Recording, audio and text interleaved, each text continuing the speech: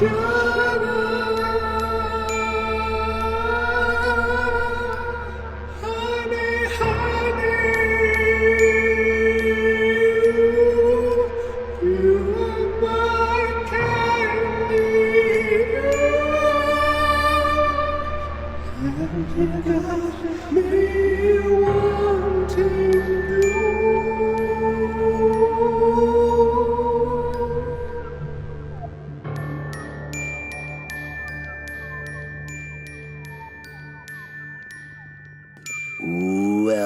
to Riverdale After Dark, a podcast about the CW's Riverdale that just wants to know where its cat is. Where is its cat? Let us know where Toffee is. Where's Toffee? What's going on? Number one question out of the show. Answer it, please, show. I'm Alex. When you're in the darkness, sometimes the score doesn't matter, even if it's like crazy high, like 52-0. That doesn't matter because you're in the darkness just looking for that little window to get out. Right. I'm Justin. Yeah, the cat's dead. Glenn is clearly a psychopath, so that's what happened to the cat. I'm Pete. Man, that is a dark turn right for the top of the podcast. We're going to be talking about Chapter 85, Destroyer of Riverdale. Toffee questions aside, I'm going to have so many questions for both of you guys after this episode, because I'll tell you what, I watch TV. I watch shows like Riverdale to escape from sports, and yet there it is right in my face. Bunch of escape sports guys. From sports? That's why you're watching I don't this know show? What's going on. This is Alex, I was very confused this episode. Riverdale is the most high-energy contact sport there is. If you're trying to escape from sports, you need to watch something else. You need to turn on C-SPAN, dog, because this is intense. This is the level of sports. This is faster than football. I thought I was turning on ESPN2 when I got this, and I only watch ESPN2 for the Nathan's hot dog eating contest. So come on. You should check out ESPN8, The Ocho. Oh, good one. All right, let's do a little bit of recap because there's lots of stuff you need to know going into this episode, starting off with Jughead. He may or may not have been kidnapped by aliens. Also, he's working as an English teacher at the high school, and he's working at Pops. Moving on from Jughead.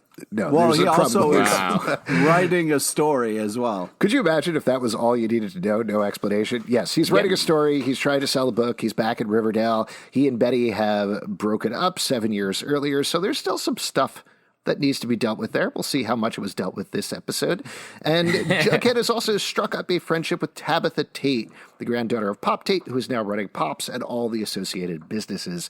Meanwhile, Betty has been dealing with the disappearance of her sister, Polly, who was last seen on the Lonely Highway, a very spooky road outside of Riverdale, or at least her blood was seen all over a phone booth. Last they heard from her, she had called Alice, she had called Betty, they had gone to rescue her, but she was not there anymore. And meanwhile, a bunch of bodies of young girls have turned up in Swedlow Swamp, potentially being killed by truckers along the Lonely Highway who are really into the girls who are turning tricks for them. And Betty, we should mention, shut down one of these truckers earlier, took him in for questioning about Polly, because Polly was turning tricks for that guy, but then she let him go, because that's what the FBI does. We also learned a lot about what else the FBI does in this episode, which we'll get to in a moment. Alice, what a great primer for, just getting involved in law enforcement. So many legal things happen in this episode that I'm sure we'll get through. Alice, pretty much destroyed. That's really all you need to know about her. She is not doing well this episode or in general. Moving on to Cheryl. Cheryl brought things to a crisis point last episode when she invited everybody over to her key party. Because of her actions, she broke up Kevin and Fangs, who are getting married and we're going to have a baby with Tony. She also drove away Tony, who doesn't really show up or get referenced too much this episode. Not at all, I would say. I mean, she's on maternity leave in real life, so it's okay. We can deal with it. We can move on. I would have appreciated a reference to where she was. Yeah, it was like very a little strange. shout out. Yeah. So much of what was happening here was Tony, specific, the River Vixens. Like, Kangs being like, yeah, we're going to have a baby. From, who was that person? Who was the pregnant one? Cheryl mentions her once when she's talking to Kangs, so it's okay. We're covered there. We're good. They'll do that once an episode and be like, oh, Tony, she's right off screen. And then they'll kind of bend their head off screen and be like, oh, it's me, Tony. I'm having this baby.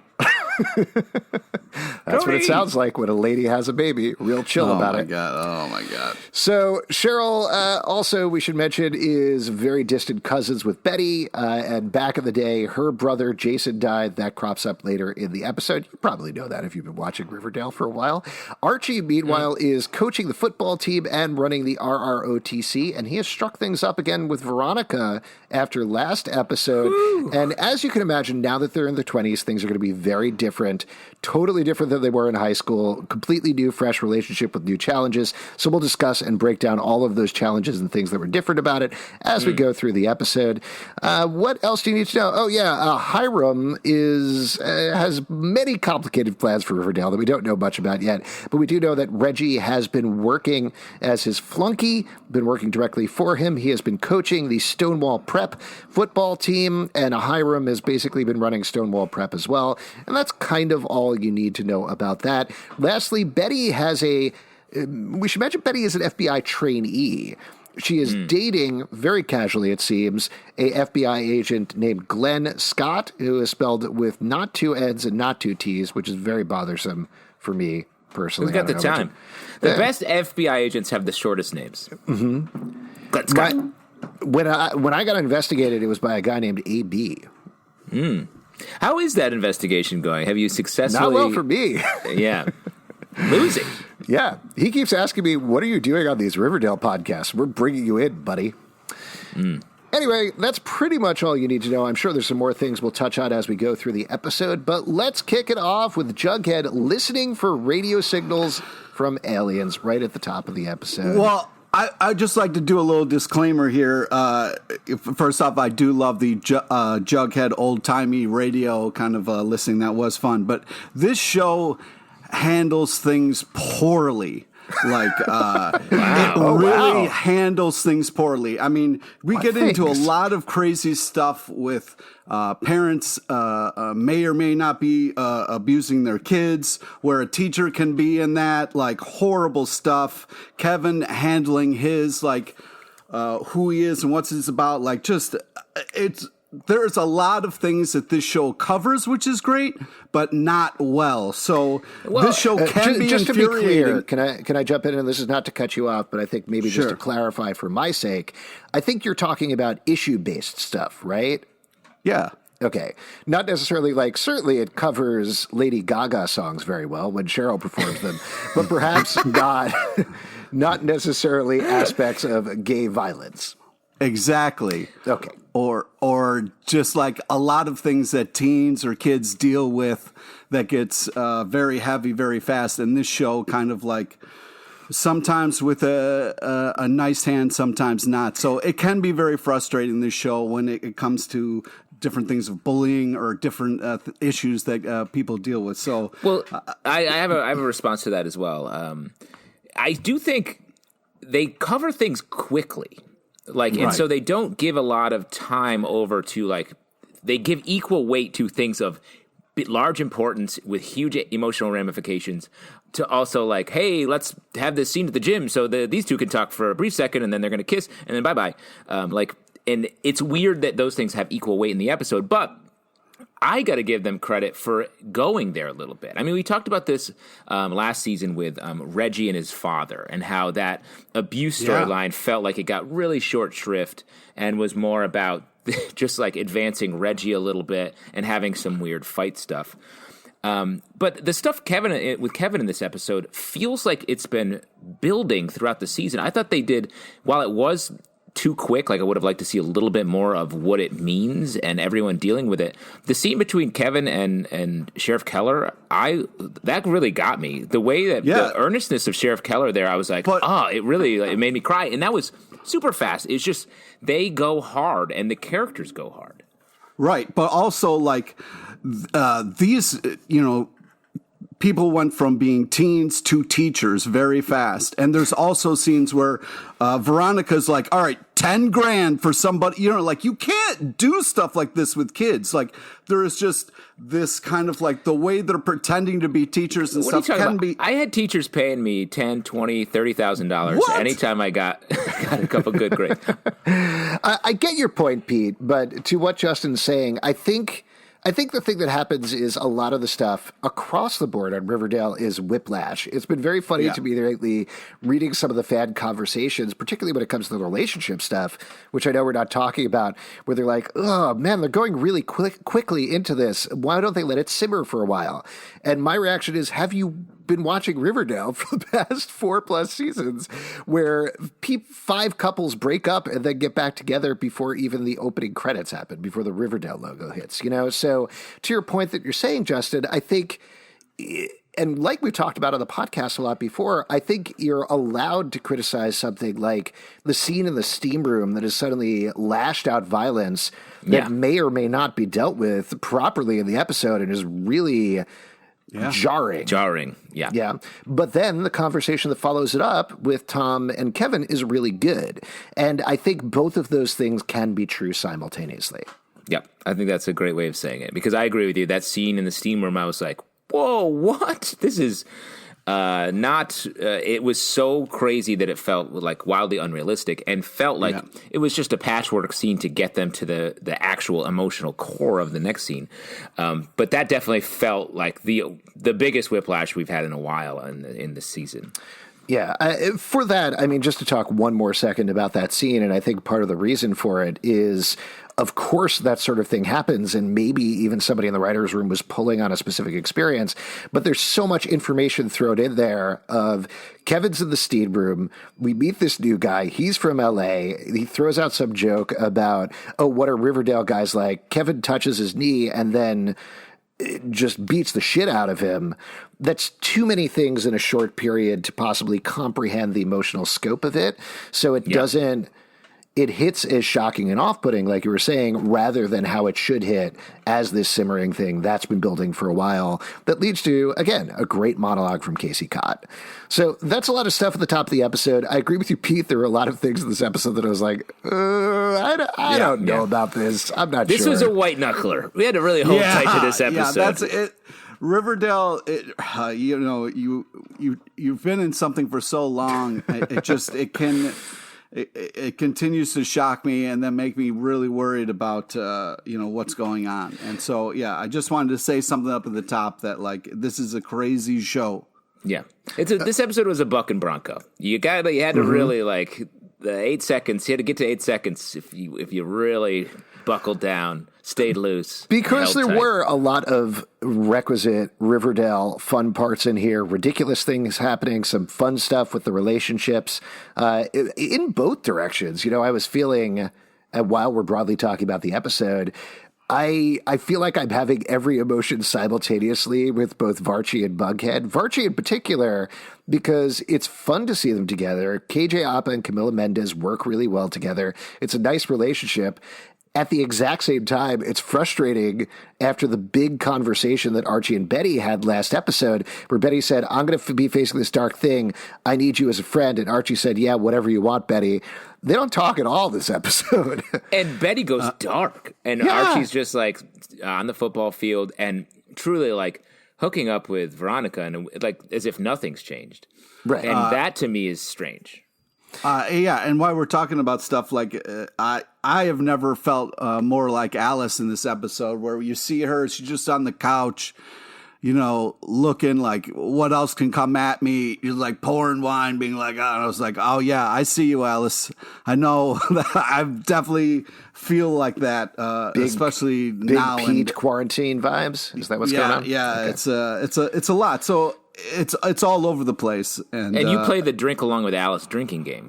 Yeah, right? And it's been rough lately. It's been rough. And then you had to get real clean and like be kind of like have all these meals prepared and get ready. And I was like, oh man, between sessions where you're just going hard on like Alice, you just eat an entire platter of cold cuts, right? To get right with yourself. Exactly. Cold cuts are important, and she talks about it. I have that smartwatch that tells you your cold cut level. It's peaking once again. It's never low. It's a little graphic of a salami, and right now it's at about 95%. You're mostly salami at this point. I was doing a drinking game where I drank every time Jughead said Waldo, And whoof, I'm wasted. Man. What did he It's a say tough towards the end episode of for the you. episode? What's the buzz, Waldo? He said, "What's the buzz, Waldo?" Which slipping into parody of whatever this is.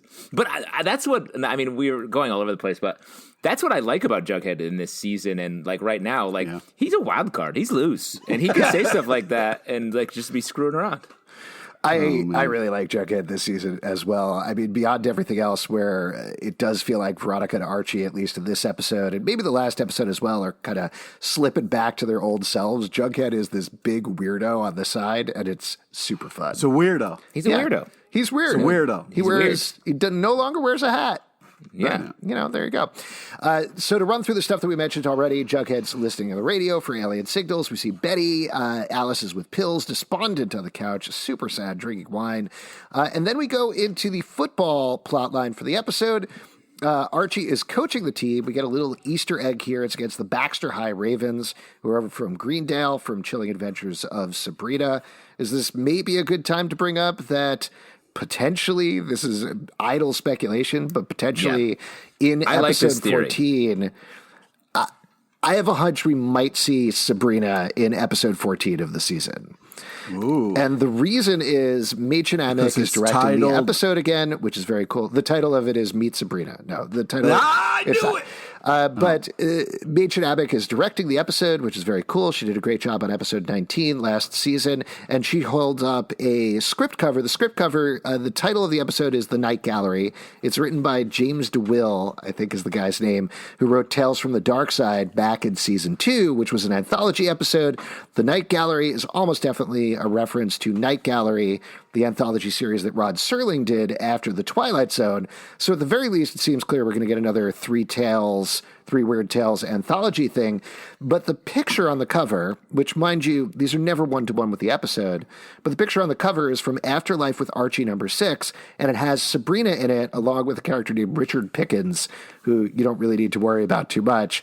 But it seems to me that you could do a thing where, like, as Betty and Jughead get deeper into this mystery, they got to go over to Greendale, look at a gallery. Sabrina is there, and she says, "Oh yeah, I'll show you these weird paintings and talk you through it." And then we get these Three Weird Tales, and that would be a way of bringing her in.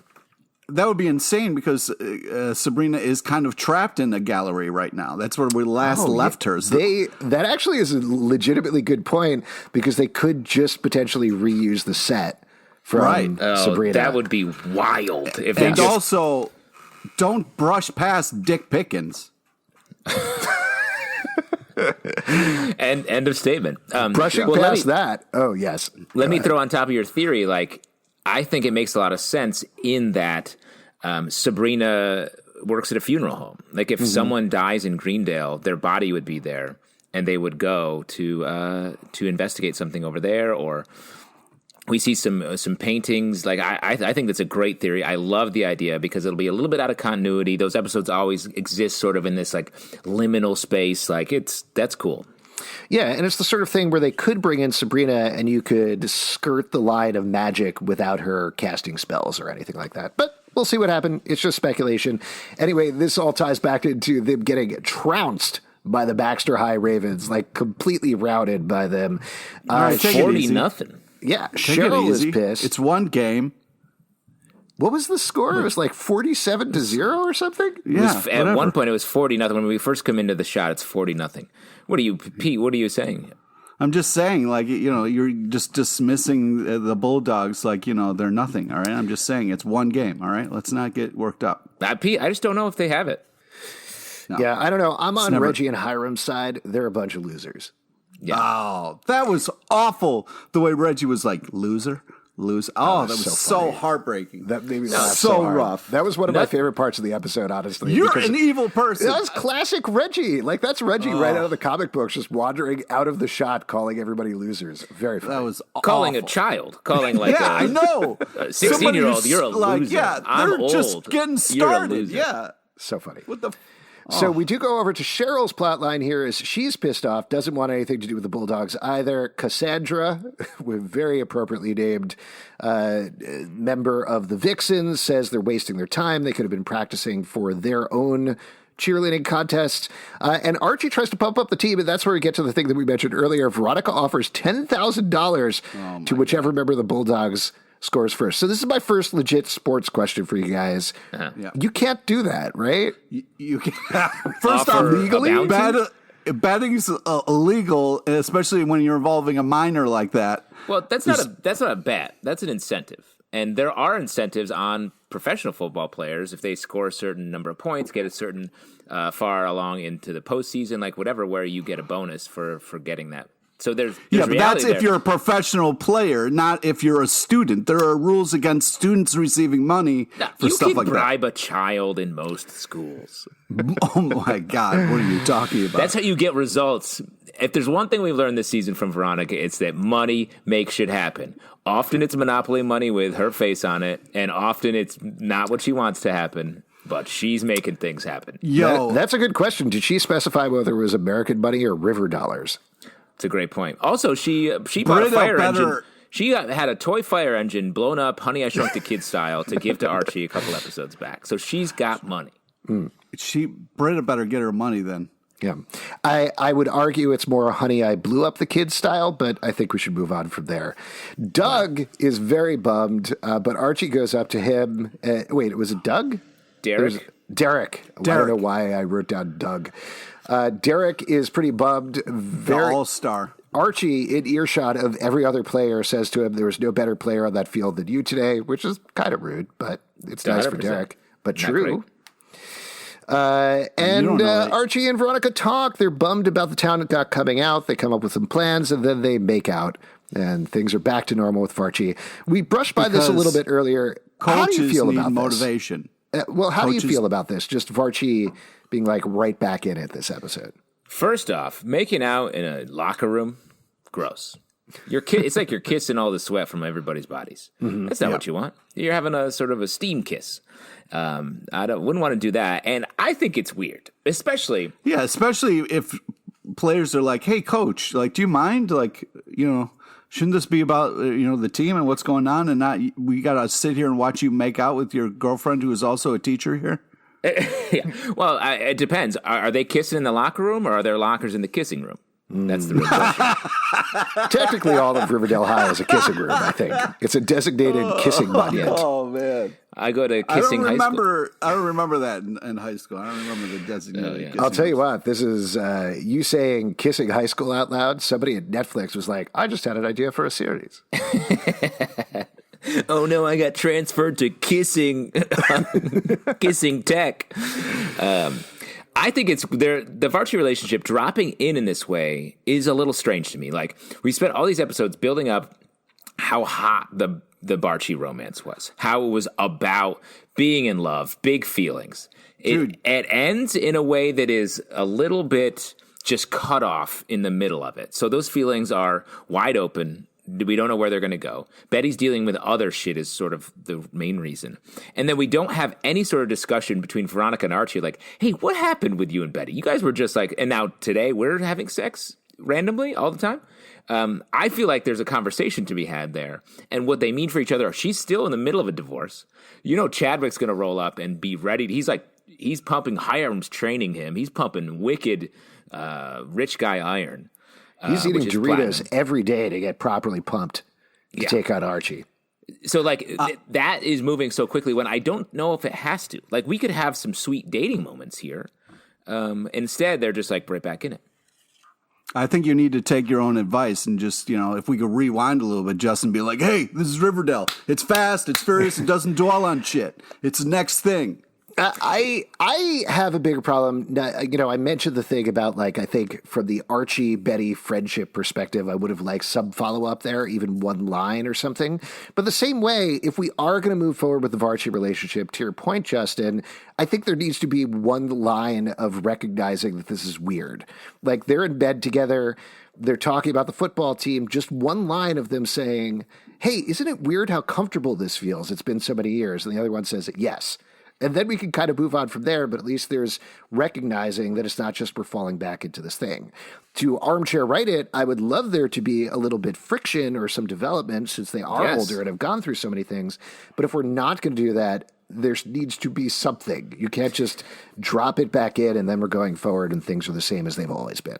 And I think Varchi is falling into the criticism I had of Bughead last season, where it's like they're not in a romantic relationship. They're in a partnership where they're just doing stuff. And at least two of those things are doing stuff things, to be fair. Yeah, but I just mean like I don't feel they're just right back in like, okay, you do this, I'll do this. That's how we'll keep you paid for this thing. And then we'll keep everything going. When like, that's why I feel like, not to keep going back to this, the Barchi romance was so different because it felt big. It felt bigger than the world around them, bigger than Riverdale.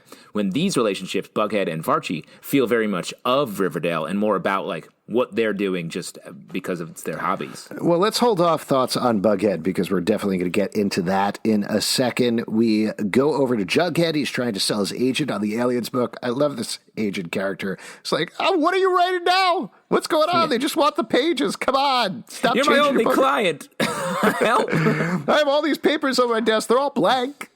Oh, jeez. Love that guy. Veronica convinces Tabitha to host a pancake breakfast. Loved Tabitha talking to other people this episode. I think that was a step in the right direction for her. She also becomes a sponsor for the Bulldogs. However, Cheryl Super nice. What? What, Pete? Super nice of her. It is super nice of her. She seems nice. I like her. And I liked her hanging out with Veronica. That seems a good team up as well. But Cheryl will not donate any maple syrup. She hates the Bulldogs. They will not cheer for the Bulldogs until, in a very weird twist. I really wanted Cheryl to be like, plus there's a barrel of maple syrup missing. We can't figure out where it went. I've been taking little scoopies of that every day, and it's been giving me a crazy high. Scoopies. Alex loves to eat Scoopies. He's a big Scoopy guy. A little Scoopy of the Maple Alien. You know what I'm talking about? Scoopy. What do you only use children's cookbooks, right? That's what it is. Yeah. 50 recipes for your yum-yum. A pinch of sweet and a scoopy of goop.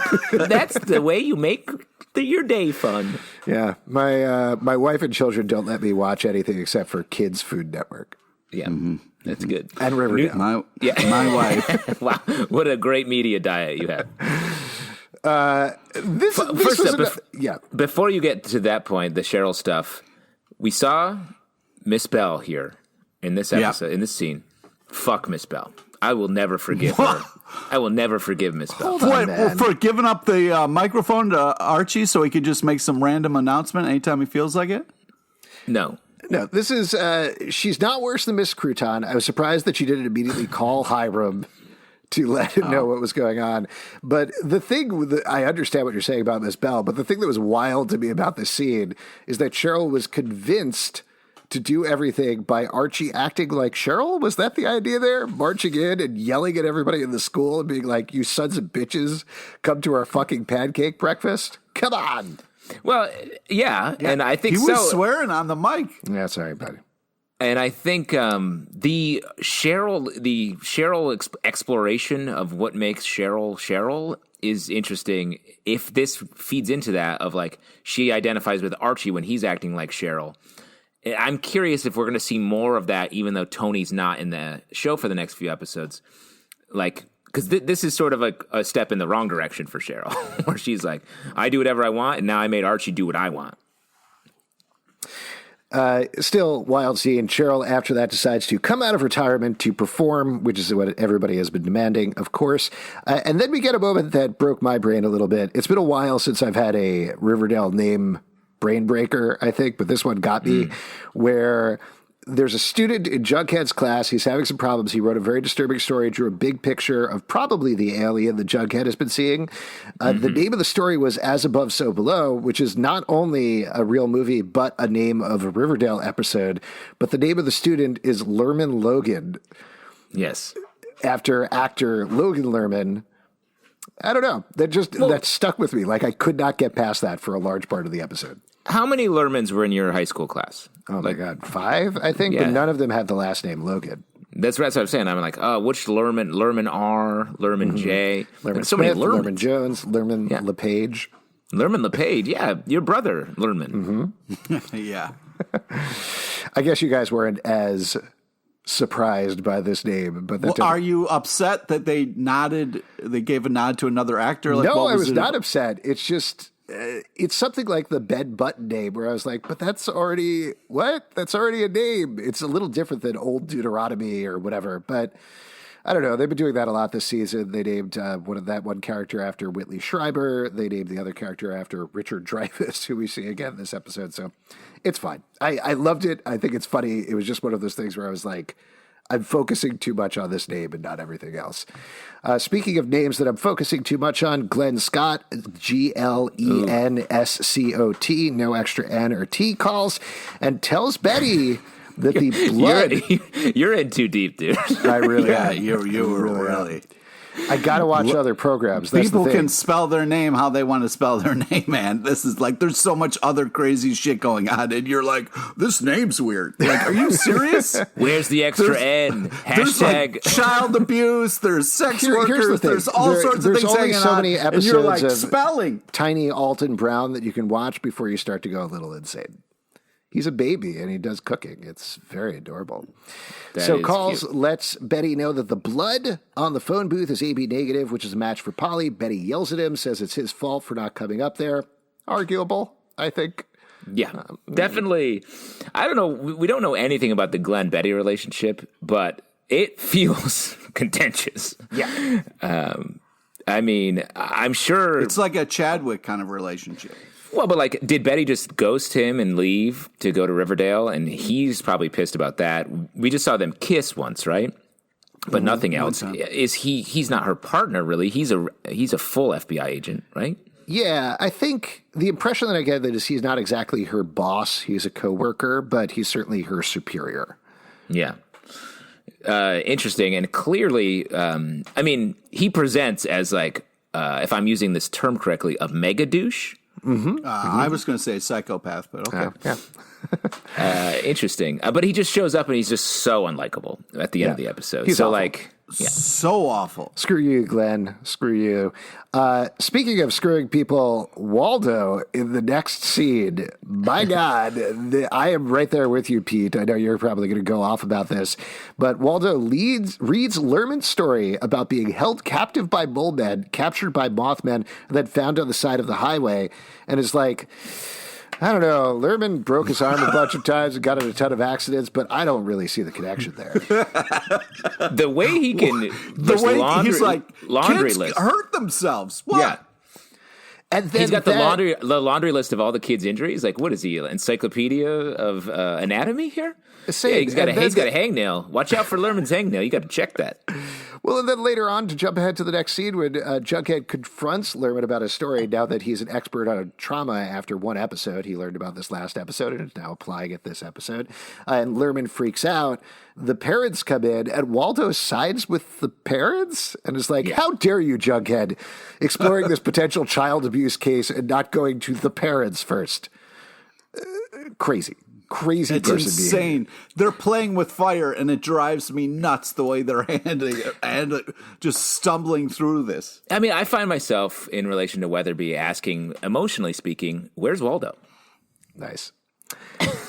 I will say more on the show, Ben. This is at least consistent with Mr. Weatherby, who has been the world's worst principal for 5 seasons now. So it's not entirely out of character. It's just still surprising. Yeah. So we also get a mention of something we've talked about, mole people.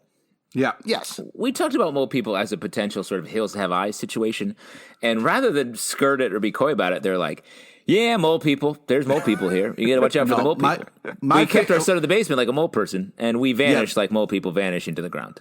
When Jughead goes, "You're the mole people," I lost it. I lost it. He just straight up told 2 parents that they were mole people. Amazing. Then we go over to the pancake breakfast. Cheryl does donate the syrup. Archie is talking to Derek's mom very briefly, and Derek's mom is not particularly into supporting the Bulldogs in any way. And then Reggie enters. We have a very funny shot of Reggie waving from across Pops, which is delightful. And then Veronica and Archie sit down with him. He talks about them being part of the greater... Wait. Yes. The Veronica interrupt was hysterical. She's like, "We have a Reggie situation, Archie. I need you right away." That was just like unbelievable. Also, a quick shout out. I really liked Britta sitting down, with Alice. They just seemed very delighted to be next to each other at the pancake breakfast. That was a fun little moment. But not to, again, focus on absolutely the wrong things, but Reggie mentions they're part of the Greater Rockland Football League, which I assume is a reference to Rockland County, again, setting Riverdale somewhere in upstate New York, I assume? And barely upstate. It's like, truly, I mean, the actual Riverdale is located like a minute. Hour. Yeah, it's like right north of the Bronx. Yeah, it's like truly you drive through it when you're leaving the city. I was going to say it's like an hour from Penn Station. It's not far. It is less than that. If you're in a car, it's like truly the Bronx, and then you're in Riverdale. Yeah. I once moved actor David Schramm from the television show Wings to Riverdale when I was a younger man. Wow. Oh, wow. I was his When personal you were in assistant. a moving company? Oh, No, I was David Schramm's personal assistant. I loved the sitcom Wings when I was a kid, so it was funny to be working for Roy Biggins, who's his character on the show. And he would say things like, Justin, and he was like this classically trained actor type, so he would be like, hey, Justin, I would like some more peanut butter. Do you think you could get some from the peanut butter company down in the East Village? I'll need it in 4 hours. I was like, 4 hours? Okay. And then I would go get the peanut butter in 20 minutes, read comics for 3 hours, and then bring it back to him. Wow. And that was my job. Huh. He was Did he ever get tired of your questions about Wings? Did you just sit there and berate him like, okay, in episode 4 of Wings? Nah, I sort of eased off on the Wings gas pedal a little bit because, it was in the past. Have I ever mentioned that I was Tony Shalhoub's personal assistant? Wow, we have got quite a gap. It's weird that we've never brought this up before. So Reggie calls everyone losers. As we mentioned, he wants the Bulldogs to withdraw from the league. Of course, they won't. And then we go over to the Kevin storyline. We could probably skip through that, not quickly, but we've sort of touched on the bulk of it already. We get a quick scene of Tom helping Kevin to pack. Kevin doesn't think he deserves a family, which is so sad. We get that scene in the middle there where Kevin and Fangs talk to Cheryl. She's trying to brush things over, but it clearly does not work at all. It was awesome that Cheryl tried to sit them down. I mean, it was like, obviously Cheryl didn't do it properly, but I love the idea that she wanted to, because Kevin clearly needs to talk to somebody. And like when he shut down his dad, I was like, oh, God damn it, Kevin, open up to someone. And I thought maybe it would be Cheryl, but unfortunately not the case. Well, I think we speculated about this a little bit the last episode, and it definitely seems to bear out with this one, that while Vanessa Morgan was on her real-life maternity leave, I think they're using the opportunity to do the Cheryl redemption tour. So she is going to get to a place when Tony comes back to the show where Tony is still not going to want to be with her, but Cheryl is going to be emotionally at a place where she can potentially win her back. That's my theory right now. We'll see. I think that's a good call. And I think Kevin is going to be in a place where he can sort of be, the line that I think Tom says to him is like, you deserve happiness. Yeah. And I think he's hopefully on that, even though this was a tough episode in that department, I think it's sort of exposing the wound and maybe going to be able to heal a little bit in the next couple episodes. But like I said before, that scene between Tom and Kevin where Tom was like, is it something I did? Like, it really caught me out of nowhere and just like, I felt myself Well, I will say, I don't know if you felt this way, Justin, but certainly as a parent, the story that he tells of his mom saying, oh, we got to get a Husky shirt for you, him going out into the woods, meeting a guy who thinks he's cute, and that's where he got into cruising. Not necessarily the second part, but certainly having kids, I worry about that all the time because I know there are offhand things that my parents said to me that stuck with me my entire life. And I constantly worry, oh God, is this the thing? Is this the thing that they're going to remember? Fat shaming is no joke, man. Not that. I'm not fat shaming my kids. Well, that's what Kevin's mom did by saying, I have to buy Husky things. No, but what I'm saying specifically is there's a time when you get a little too angry or something like that. And you see they get a little scared in your eyes and you immediately back off, or at least I immediately back off and realize, oh no, I went too far for whatever reason. But then, when you're like, get out of here, Daddy's watching Riverdale. I mean, sometimes. But to that point, those are the things that then later on I'm lying in bed like, oh, what if they remember that? What if that's the thing that sticks to them instead of the rest of the day where I fed them nonstop candy and chips, you know? Yeah. Well, you should not do that. Yeah, let's just say both of having a those good things time. are bad. I feel like Riverdale's poisoning your brain to think Doritos are good at training. Yeah. They've got cheese. They've got corn, which is a vegetable, I believe. Oh my God. That checks out to me. I'll have to have Doritos covered with milk for breakfast, I guess. So Veronica makes a bet with Hiram. He has a very funny line here. Why is where she still talking to her father? Awful. I'm sorry. Unapologetically, I love Hiram this season. Me too. I do too. Love He's it. such a he's become the villain that he's needed to be all this time. We're getting just the right amount of him. He's in he's the way there's like the lodge. It looks like a lodge now. It's like this weird. It's very much out of Twin Peaks, the Great Northern, the hotel where a lot of the action takes place. And he's like cartoony in enough ways, and you don't have to dwell too deeply. Reggie being his sycophant, I love it all. And it seems like Mark Consuelos is having so much fun with it. I was going to call out his delivery of Veronica coming in and yelling at him. And he says in this first thoughtful and then harsh way, he says, all I know about the Bulldogs is that they're garbage. And it made me laugh out loud. So funny. But then they make this bet, which is a ludicrous bet, classic like football movie bet where if the Bulldogs make one score, they'll leave if they don't make a score, they'll leave the league. If they make one, Hiram has to convince the commissioner to let them stay. He's super into the bet. He loves it. I love that setup. This is what I want. Like, what I haven't been really feeling the past 3 episodes, which, mind you, I've enjoyed because I enjoy watching Riverdale. But the past 3 episodes, like you were talking about last episode, Justin, have been paced like Riverdale episodes, where they're wildly all over the place. So many things are going on. But if they could figure out a way to take this football movie storyline and have everything rotate around that, even the investigation stuff, and tie in a little better, it would be much more exciting to me because those first 3 episodes after the time jump did that. They had the propulsion of we're losing Riverdale, but also these weird mysteries are branching off, and that's great. So I know it's not easy to do, but I certainly felt that here where I would have loved this football storyline more if we even briefly had Betty and Jughead like interviewing Mr. Dreyfus behind the football stand. Just little touches like that, I think, would have made it feel more cohesive to me, you know? Oh, you think it was alarming to shift from a good Friday Night Lights episode with Archie and Veronica to Betty straight up shooting a dude almost? Equalizer style? She's like in a Charles Bronson movie? Very cool beginning of season 2 Friday Night Lights vibes. Everybody's favorite part of the show. Yeah, exactly. So you didn't like the what is clearly like a fun thing of just jumping back and forth between Betty at her desk and then loading bullets into a gun and then somebody playing scene. I football. thought that was well shot and acted, actually. It was actually very well shot, but it was alarming, especially the next couple scenes. Very much so. So we get that bet. We get a couple of other scenes that we mentioned. And then Archie talks to the team. Turns out Derek got recruited by Stonewall, so they're super bummed out. Wait, I just want to talk about one thing. The scene between Jughead and Lerman Logan, a very easy name to remember and roll off the tongue.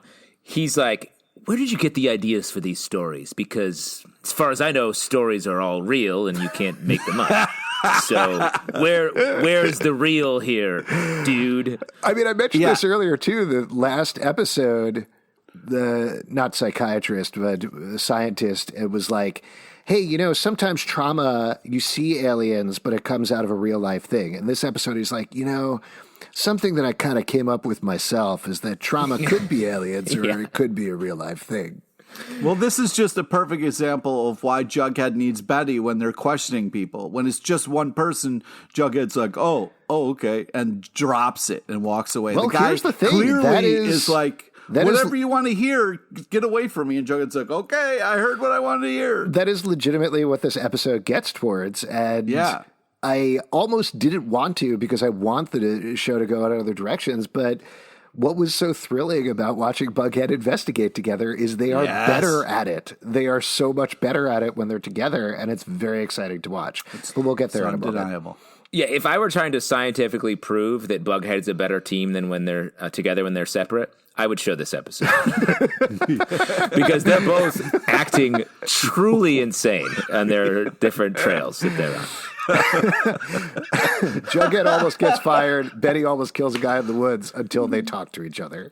Betty opening up random truckers' doors and being like, "Hey, dude, get over here!" Like Mortal Kombat style. It's just like, yo, it's like it's over. Well, to that point, I mean, while we're jumping around wildly over the course of this episode, to get back to the whole Barchie thing, like, I feel like I liked how it was written, and I liked how it was acted the last episode, the scene between Betty and Archie, where she's talking about him being a light in the window and not bringing the darkness. Just taking that scene by itself, I thought it was really well executed.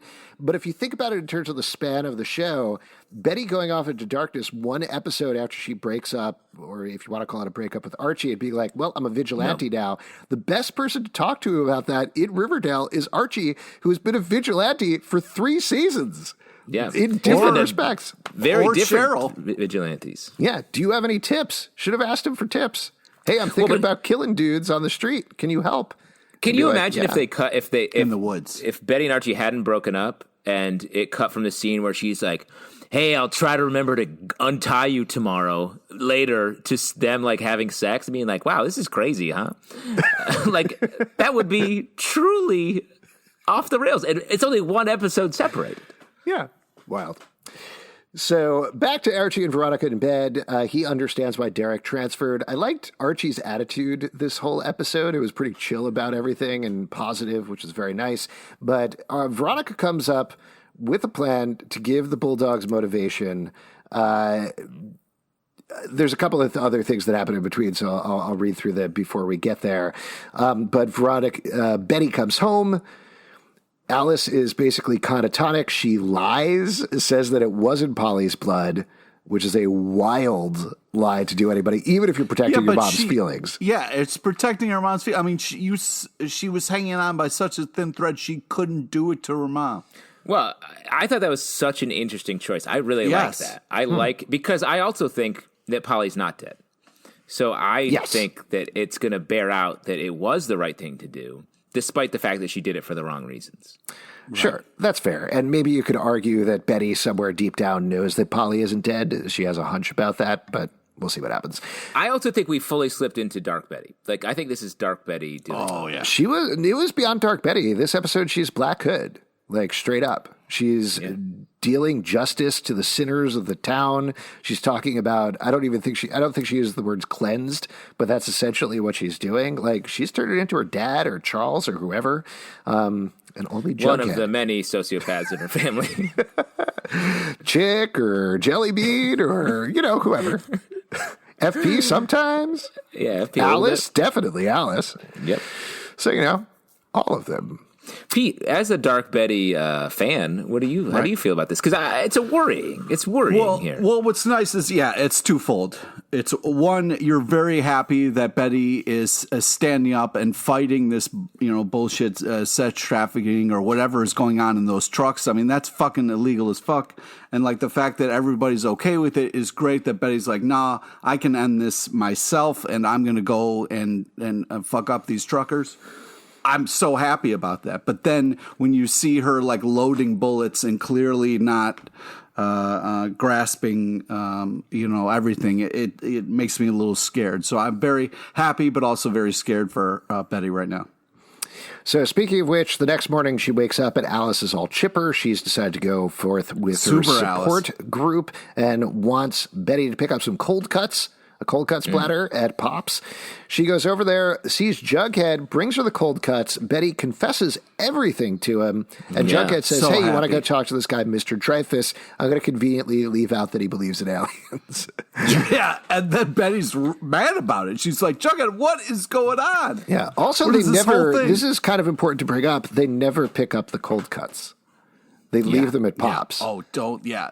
But they're ice, so at least that's okay. They can last. Pete, you don't understand. Ice melts. Ice isn't forever.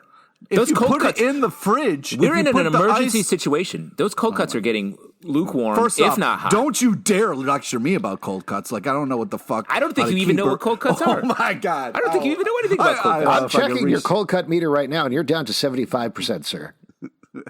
Listen. Now, I do have a question about cold cuts if you want to claim knowledge here. Yeah. Are the meats cut cold and kept cold, like some sort of Coors Light of meats, or are they cut and then chilled afterwards?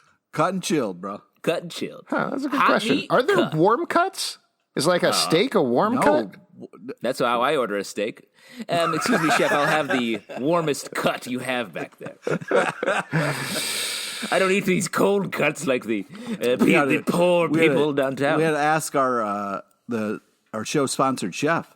Now, let's move on because I have another sports question for you guys. After the cold cut scene, we cut back to the Bulldogs, and Veronica says, "Hey, I have a special guest here for you."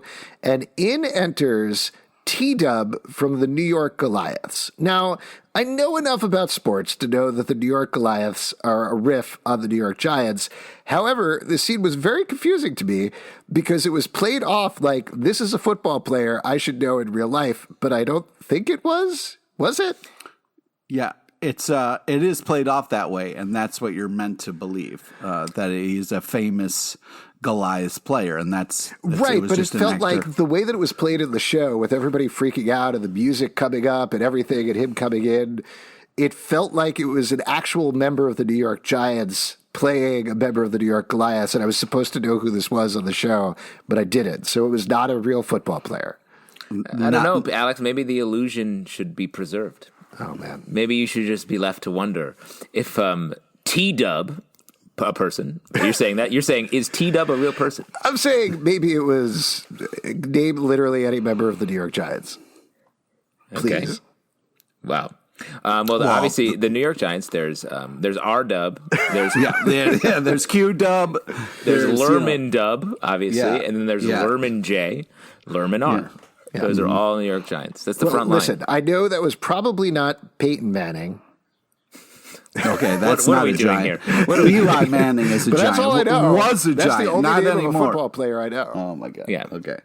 Eli Manning played football a little bit. He would sort of hold the football and then he would throw it on the ground when anyone walked up to him. You watch your mouth.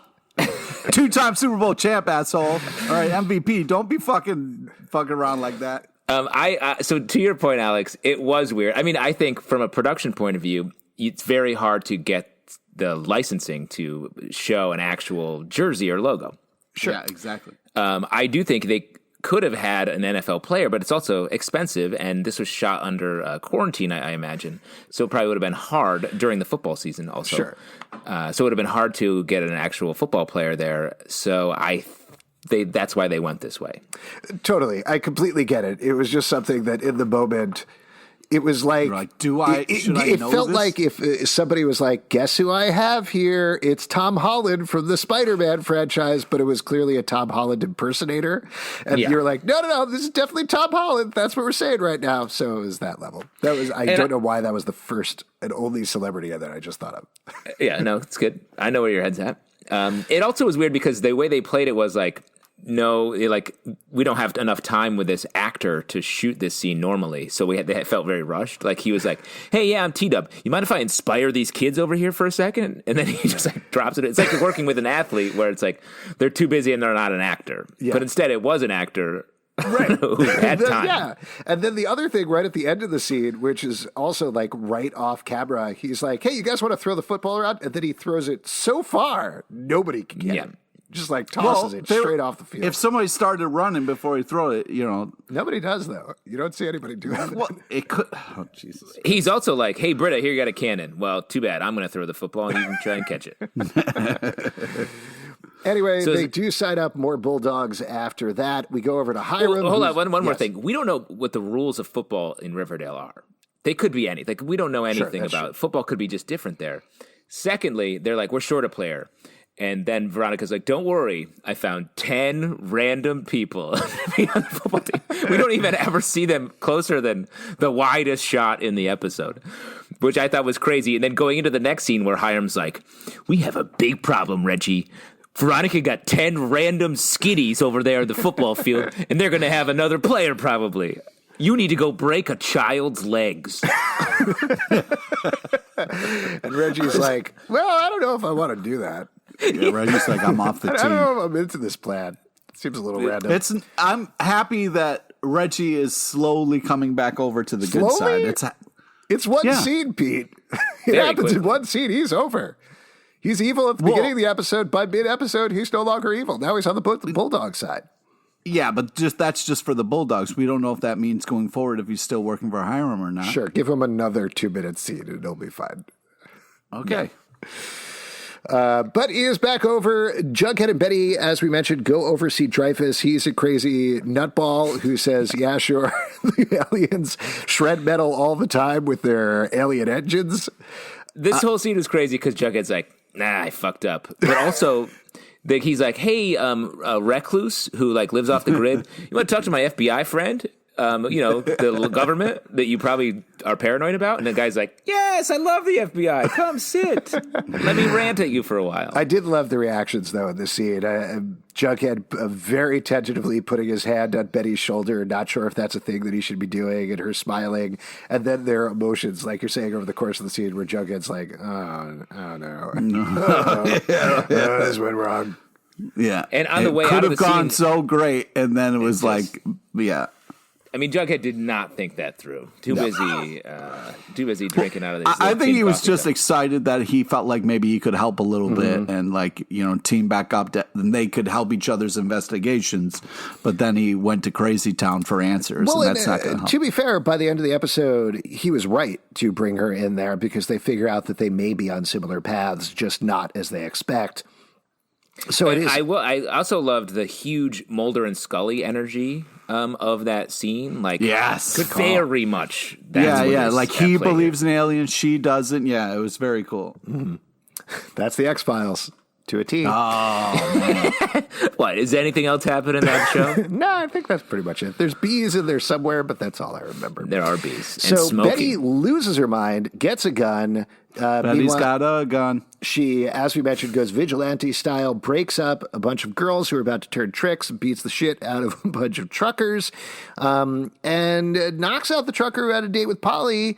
Meanwhile, Waldo calls Jughead, is like, hey, turns out I might have been wrong about the whole Lerman Logan situation. He actually ran away, and Jughead decides to call her. Betty has the John in the Woods. I didn't realize his name is actually John, and he's a John, so that's pretty fun. She ties him to a tree and is going to kill him until Jughead calls. Do you think she was, because in a show that moves so quickly, when she's got the gun on the guy, she lets that phone ring a couple times before she picks it up. I was like, Betty, pick up. Honestly, Betty, after the first ring, I was like, oh shit, is my phone on? Then I was like, oh, is that the trucker's phone? And then I was like, oh no, it's Betty's. It is Betty's phone. You got to change your ringtone. That's your question? Yeah. Yes, you do need to change your ringtone. You think so? Mm-hmm. Yeah. Then the Riverdale theme. I like, occasionally I just turn it on after a dramatic thing happens. And I'm like, ooh. That would be hilarious if Betty's phone was the Riverdale theme. That would be really good. Do you think she was going to kill that guy if Jughead had not called? Yes. Yes. Do you? Or at least put 2 in the leg for sure. 2? I think you just do 1.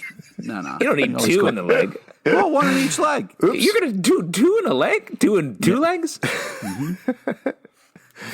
That's fucked up, dude. 1 in the foot. Wait, different legs or the same leg? Pete's saying both legs. Both legs? So 4 total? No. 1 in each leg. Oh, okay. At least do a leg and an arm. Yeah.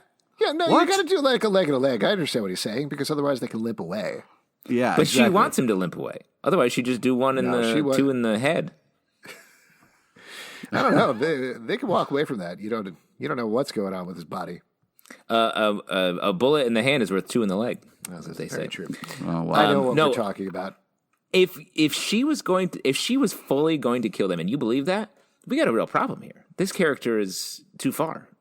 No, the only I thing think that pulled her the back. whole thing here is that Jughead calling totally accidentally pulls her back from the edge.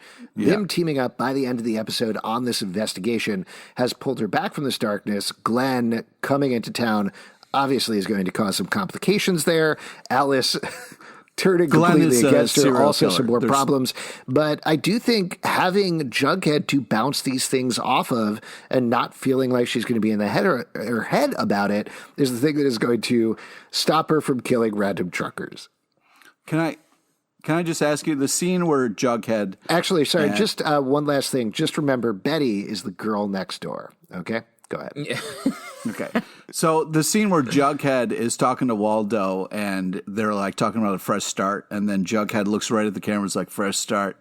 Wouldn't that be great? You know, I felt like it was almost like he was signaling us to walk away from the show now while we still can. Anybody else get that or no? No. Wow. Do you also get uncomfortable every time we say his name is Waldo instead of Mr. Weatherby? Because I do. You get uncomfortable. It's like calling a teacher. Seeing a teacher like at the local. Yeah, but outside of class, you can call a teacher by their name. You don't have to use the. Well, only when you're a student do you have to use the Mr. No, I always Not do true. that. What? That's a weird thing. So if you bumped into, say, President Joe Biden, you'd be like, Joe. Because now that we're adults, he's sort of our That's not principal. the Yeah, same he's thing. like the world's teacher. If Joe was my teacher, I wouldn't have to call him Mr. Biden anymore. I could be like, Joe, what's up? See, I feel like that's a little bit forward of you. Pete, I've always looked at you as up here with the President of the United States. Ouch. That hurts, man. Yeah, that's why I always call you Mr. LePage. Just to finish up what's going on here, we have the Big Stallions versus Bulldogs game. It's Britta versus Derek. Meanwhile, Betty found Lerman. It turns out that he is a sleepwalker. They locked him in the basement because he kept bumping into stuff and breaking all of his limbs. Horrible condition that they just fucking pass right over. Yeah, and the Logan family, I guess, moves out of town rather suddenly, doesn't leave a forwarding address, not suspicious at all. Meanwhile, at the game, Cheryl performs... Do you think because I think their address is P.O. Box 32, underground / mole planet. Yeah, or in Swedlow Swamp, either way. Let me throw this at you, Greendale. Ooh, interesting. They don't have any house numbers there, as we've established over in Chilling Adventures of Sabrina, so sounds right to me. So, meanwhile, at the game, Cheryl performs Stupid Love by Lady Gaga. Has a very fun time with that. Britta throws the ball. I don't know if you noticed this. There's an actual cannon sound effect when she throws the ball. She's got a cannon. She does. She literally has a cannon for an arm, which feels like it should come up in more situations. Cheating. Archie gives this crazy inspirational speech that's a bunch of nonsense about if you don't give up on yourself, you cannot lose. Mm-hmm. They're down 52-0 at this point, by the way. Hey, man, sometimes, when you win, you actually lose. And sometimes when you lose, you actually win. And this is a perfect example of that. Tell me a time when you win, but you actually lose. And you lose, but actually win. Okay, so in this case, they lost, but they actually won because they scored. I'm talking about from the Mr. LePage files. The real life Pete stuff. There's not a story. I mean, I don't want to spend 20 minutes talking about like a specific story that will really. Like one time you found a cheesesteak somewhere, you got lost. Yeah, I thought I won because I had a free cheesesteak, but then I got sick for days because it had been out by the trash for a long time. So that's a Great example. story. Yeah. So Britta does score a touchdown. This is a super fun moment. Everybody's cheering and losing their minds for her. Hiram, I think, tries to break his clipboard, but is unsuccessful. Oh, I think he broke it. Oh, did he break it? Yeah. I couldn't quite tell. It looked like he tried to break it, but it just banged on his knee and he kind of gave up. But still very fun. He was mad. Veronica and Archie talk and smooch. Derek thanks Archie. Again, I like the sweet tone That was a of nice, these football very songs. nice. Yeah. Which was very cool. Jughead talks to Waldo, as we mentioned. Then Betty comes back. Glenn is there. Alice is sobbing. Glenn takes over the case, doesn't say anything about Toffee, and that's how we end the episode. So there you go. Big episode of Riverdale. Now, before we wrap up here, we got a bunch of tweets with theories and questions and comments for you all. We only got a couple of minutes left, so I'm going to try to get through as many of them as we can. But to kick it off, this is from @Sydney_Z. Great question here. What happened to Toffee now that Glenn is in Riverdale and is clearly no longer watching him? Weird how that was the first question there, just magically. We don't know. The cat might be in his briefcase or something. Like, here's how you want to transport your cat from FBI headquarters to Riverdale. Open up your briefcase, put in a bunch of food, and a bunch of food in the front where the mouth is, kitty litter in the back where the butt is. Close the briefcase, and you're on your way. That's awful. You better poke some holes in that briefcase so they can breathe. Oh, yeah, there's holes. Or you just open it every couple minutes so it can breathe. Oh, that is not a good strategy. That cat will jump out as soon as you open it. Next up, this is from Drip Drop Doggy. Do we think Reggie has switched? I'm sorry, I thought I was going to be able to make it past that Twitter. I really, I hope they don't drop the thread about that cat and never address the cat again. I really hope the cat comes back at some point, because that was like, people are worried about that cat for a reason. Well, you guys have to open your Glenn eyes. Guy is a psychopath, and you left that cat with a psychopath. Well, I'll tell you what, from Drip Drop Kitty to Drip Drop Doggy, do we think Reggie has switched sides for good, or is it going to take more time? Before, just real quick. Yeah. You open your eyes, guys. TBK, Trash Bag Kitty. The cat's the killer. Good night. Do we think your eyes, guys? Open your eyes, man. You're the Mulder of this podcast. Do we 100%. think Reggie has switched sides for good, or is it going to take more time? We talked about this a little bit, but what's your theory right now?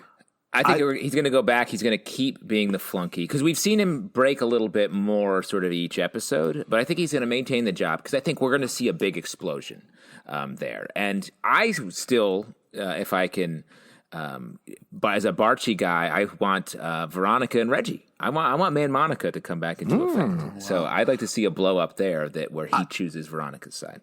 I do hope that Reggie kind of isn't completely back yet, because the kind of like the hair where he had it like kind of curled in the back, coming out the back, it was really hysterical bad guy villain vibes, and it was really fun to see. So I hope we get a little bit more of that before he switches back over. But I do like good guy Reggie and not bad guy Reggie. That's a good call, Pete. I think the hair tells us where Reggie is. Bad hair, bad guy. Good hair, good guy. From Boss Bex 1, have you noticed all the parallels to season 1 this episode? Betty hearing Archie through the school speaker in this ep, but also last ep there were several references. Do you think this is being done on purpose, maybe to parallel season 1 with a different result? Hashtag Barchie together. Ooh. I mean, I like that. Like we said, this season is sort of a reset just because of the time jump and everything. Yep. So I could see them following the same patterns here. And to get to Barchi, I think, is a great hashtag. Well, I agreed with you right up until the end there. I do like them after this time jump kind of going back to what kind of got this started. So I think that's great. And I think there are a lot of nods there. So amazing that you saw that. But no to the fucking hashtag. Well, I do want to ask on that note, because I know I talked about it a lot. Pete, I don't feel like you didn't talk about it as much. This seemed like potentially the start of Bughead getting back together. How did you feel about this episode? Because you've been very conflicted about the storyline. Yes. And what's nice about this episode is the fact that when they're apart, they're not good, and hopefully together they can try to pull Betty out of. She's going through so much so fast, and is all over the place. Somebody's got to reach out and help Betty, and hopefully it's Jughead. I just think, like, when she opened up to Jughead and he was there for her, I thought that was really nice, and felt like, oh, maybe there is a little bit going on here. But everything after that, I was like, oh, Betty doesn't. She's not here for this. She thinks he's gone crazy. And then she's also gone crazy in her own way. Yeah, she was like, oh, yeah, you Jughead, you think that's crazy? I'll fucking raise you one.